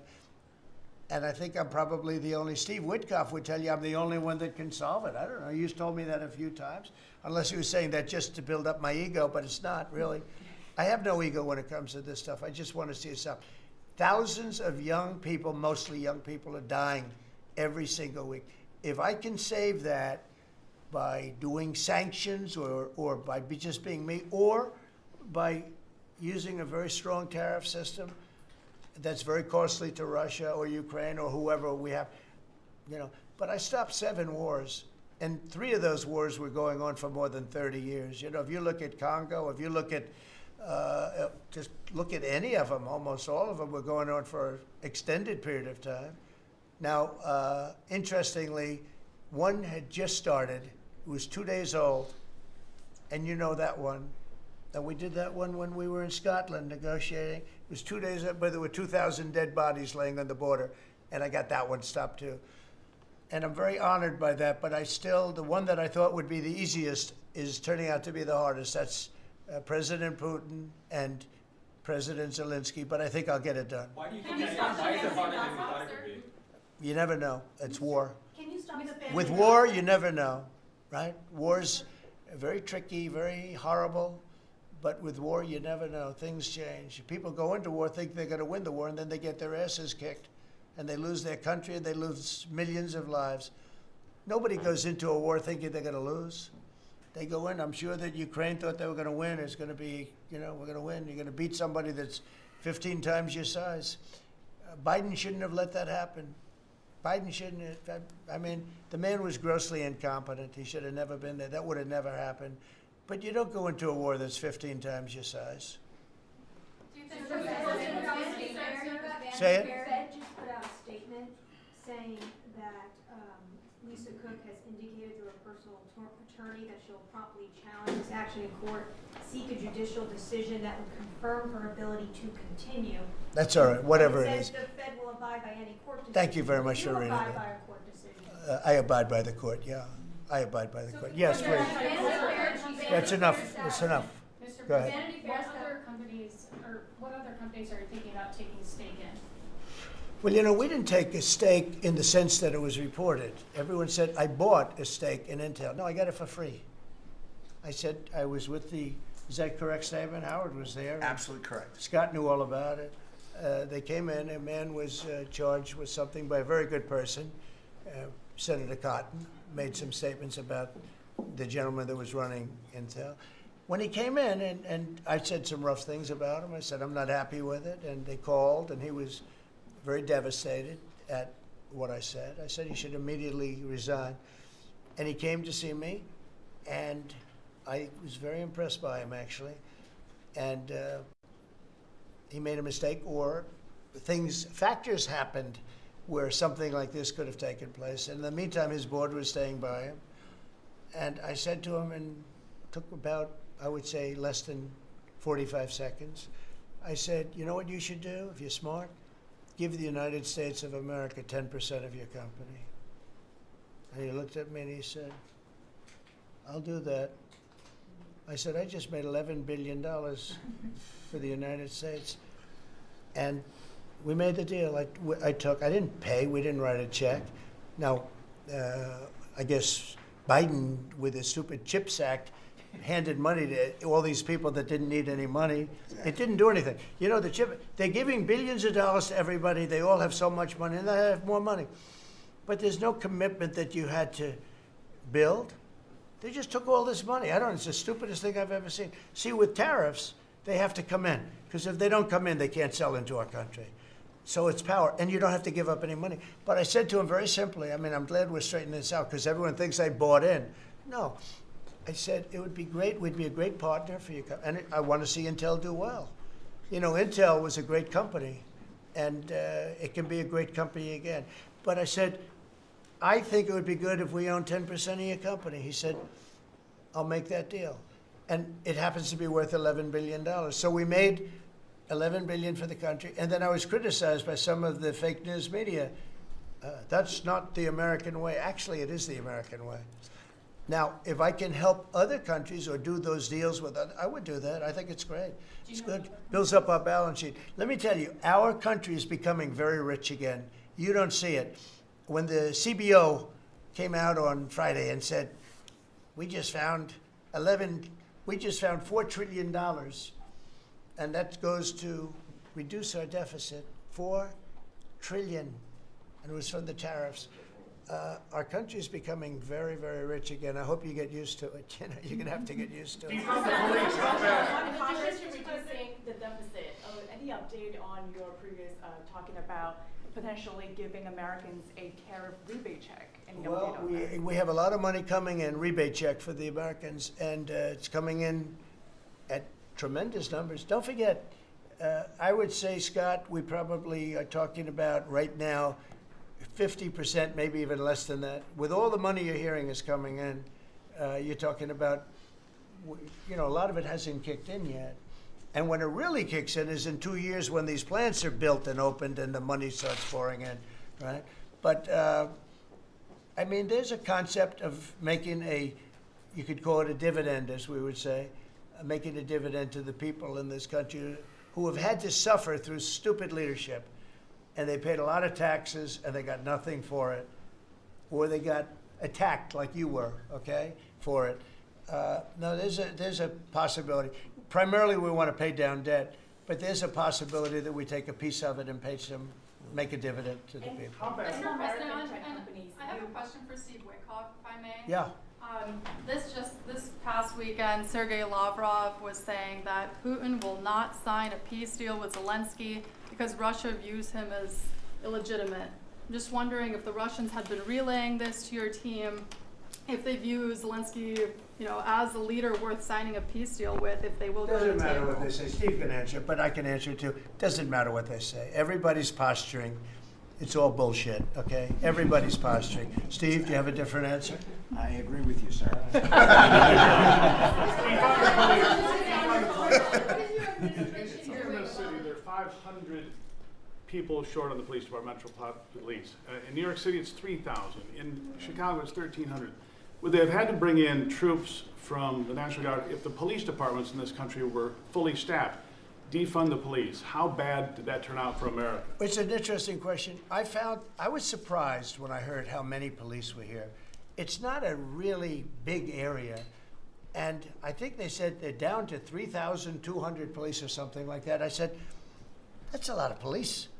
And I was a little bit surprised because to me, that's a big force. and it's not a big area, but it is what it is. There's a lot of crime. You have a lot of, don't forget, you have a lot of police that weren't allowed to do their job. When I came in, as you remember, we made tremendous strides in a little conflict that we had going at the time because I allowed our military to make the decision. I said, you can make any decision you want. I gave it to the colonels in the field. I gave it to the captains in the field. You remember that, where everything went through Biden, meaning one of the people, and everything went through Obama before him. Everything went through. They had to make the decision as to whether or not to attack the Taliban. So they'd find 30 people together. They'd call up Washington, and they'd go to a political hack who knew nothing about it. My first night, I got that same call. Like, they called me, and they said, we have I got a call at 3 o'clock in the morning because I listened to their system, and they were calling me, and they were asking me whether or not they could attack a group of people having to do with you-know-what war I'm talking about. And I said, I know nothing about this. Wait a minute. And then I said, who is he? Let me speak to the people calling. They're calling from Afghanistan. And I said, let me speak to the people. I want to speak to them. And it was a colonel. I said, where'd you go to school, Colonel? I went to West Point, sir. Were you a good student? I was, sir. I was a very good student. So you're calling the White House to ask for permission to attack, and by the time you get the answer, how long does it take? Sometimes 2 or 3 weeks. So by the time you get the answer, the people that you want to attack have already left, right? He said, how did you know that, sir? I said, let me ask you, so you're a good student, you went to West Point, and you love the military, right? You make the decision. And I gave all those guys that went to all these great schools, and they're all military people, I gave them the right to make their own decision, and we kicked ISIS's ass. Don't forget, ISIS was supposed to be, was supposed to take 5 years to terminate him, and we had a man named Raisin Kane, who happens to have done the whole thing in Iran. He's a great general, and he's a wonderful guy too, believe it or not, but he's a great soldier. We let them do their work, and we defeated ISIS. We defeated everybody. Every fight that we had militarily that I had, I won. And I let these great soldiers do some make a mistake, I guess. But like this colonel, I'll never forget it. Where did you go to school? I went to West Point, sir. I did ask him a question. I like good students as opposed to bad students. He said, I was a good student, sir. And I said, you do what's necessary. And, you know, I don't want to sound overly vicious, but he wiped out the entire group of very bad people that want to kill us. So you have to let them do their job. In Washington, they're not allowed to do their job, okay? They're not allowed. You have great police. You have great police, but they're not allowed. Hello. Go ahead. On Congress, Mr. President, would you be open to a year-long continuing resolution? I'm always open to whatever's necessary. Look, here's the problem in Congress. You have Democrats that will never vote for anything. I could say that we're going to lower your taxes by 50%. We're going to guarantee you free cities, safe cities. Nobody will ever get touched, molested, beat up, shot in the head. We're going to give you the greatest country ever. We need your vote. And they won't vote. And they do it in unison. The only thing they do good is cheat on elections and unite. You know why they unite? Not because they're good or they're loyal people. They unite because they're afraid.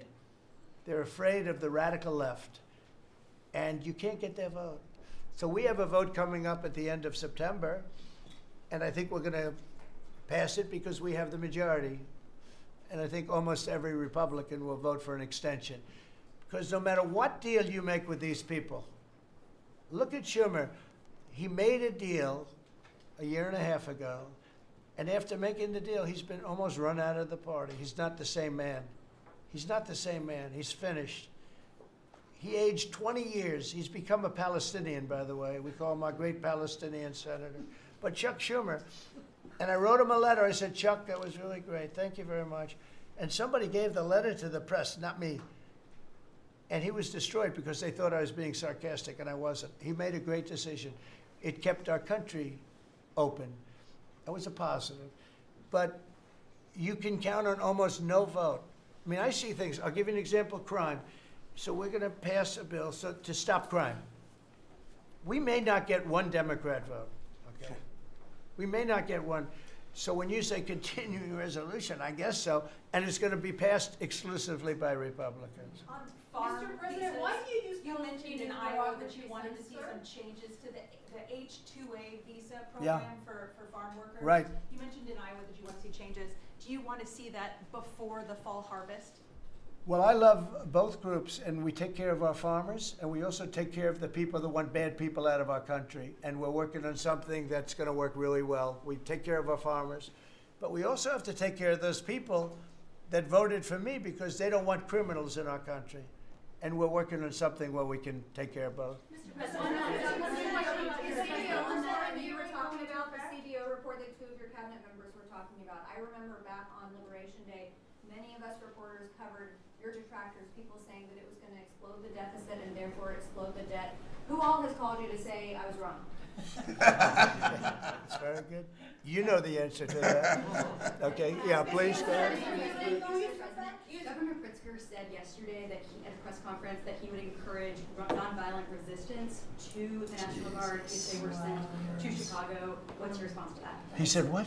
That he would encourage nonviolent resistance if the National Guard is sent to Chicago. Look, this guy doesn't know what resistance is or nonviolent resistance is. He's a bad politician. It's amazing. I mean, if he didn't have the money, he wouldn't get any votes because there's no compelling reason to vote for him. The guy's a major loser. But it would be nice if he would call me. I would change my mind immediately. He said, you know, because everybody knows Chicago is a hellhole right now. Everybody knows it. It's not like he's saying, Chicago has much better numbers, right? Well, what's much better? You mean 100 people are going to be murdered? It's going to be much more than that. So I would have much more respect for Pritzker if he'd call me up and say, I have a problem. Can you help me fix it? I would be so happy to do it. I don't love, not that I don't have the right to do anything I want to do. I'm the President of the United States. If I think our country's in danger, and it is in danger in these cities, I can do it. No problem going in and solving, you know, his difficulties. But it would be nice if they'd call and they'd say, would you do it? And we do it in conjunction. Now, we work very well with the police because we naturally get along with the police. So the police and us work really well together, whether the mayor is opposed or whether, I mean, you have a really rotten mayor there too. He's got a 6% approval rating in Chicago. And I see black women wearing a red MAGA hat last night on television. Please let the president come in. My son was attacked. You have a force of black women.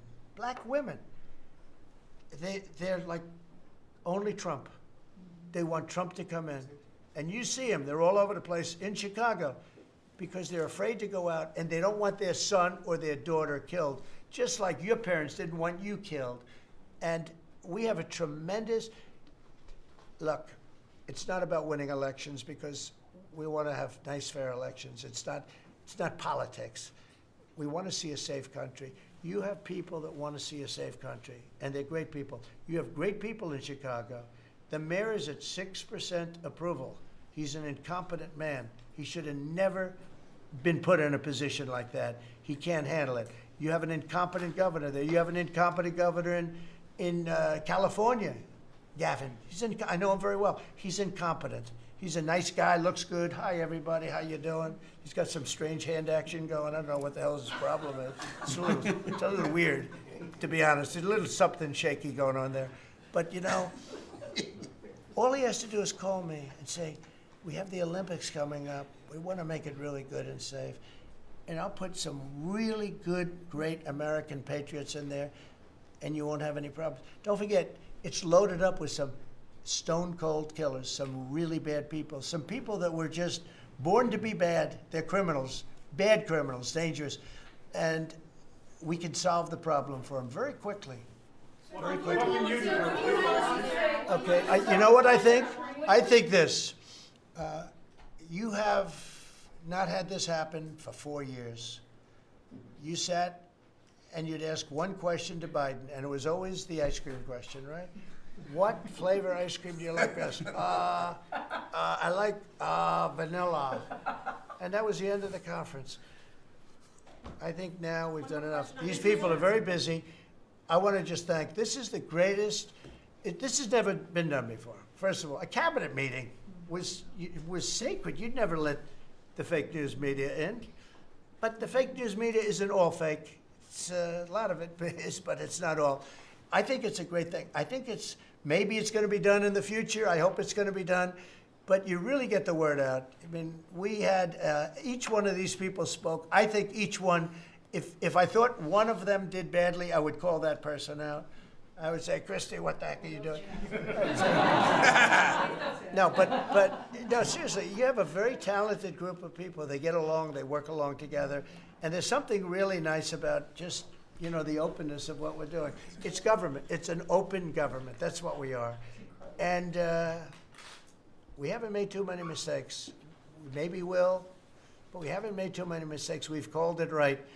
And I think you can be very proud of your country. We are a respected country again. We are really, right now, respected at the highest level, and we're doing great. And we're a very rich country again, very rich. And that's a good thing, because when we're rich, we can take care of poor. And that's what we're doing. And we're taking care of crime. And I hope, just in finishing, I hope that Illinois, I hope that New York, I hope that California, I hope they call me and they say, I'd love to have you come in and help us out. I will be a totally different person with them. I will respect them for doing it. Thank you all very much. Thank you, everybody.